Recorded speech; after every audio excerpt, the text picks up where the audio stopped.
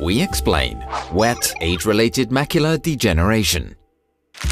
Meet Sue. Sue is in her 70s. Now meet Fred.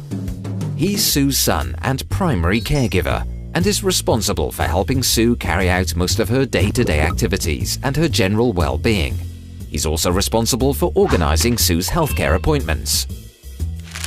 Fred is concerned because even though Sue has a number of health issues, she's recently been complaining that her eyesight has been getting worse. Apart from general blurriness of her vision, she started to have trouble picking out colors. And even more worryingly, she's been experiencing visual distortion of lines. Fred fears that his mum may lose some of her sight. He's also concerned about the possible impact on her mental health as a result of being unable to read properly, Sue's favorite activity. It's important that Fred takes Sue to see an ophthalmologist as soon as possible. It sounds like she's suffering from some of the symptoms of wet age-related macular degeneration, or wet AMD for short. It's one of the leading causes of vision loss in the over 50s, affecting around 30 million people worldwide.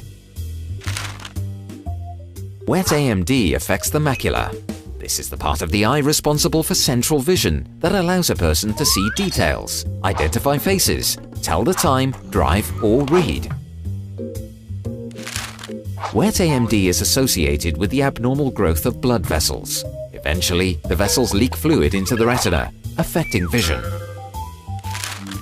If left untreated, scar tissue may develop that permanently harms the macula, having serious consequences on the vision of the sufferer.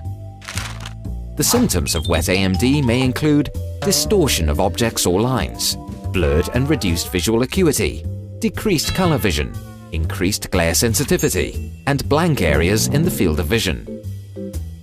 If left untreated, wet AMD may lead to blindness. It's great that Fred took Sue's complaint seriously, as it's very important that wet AMD is diagnosed as early as possible.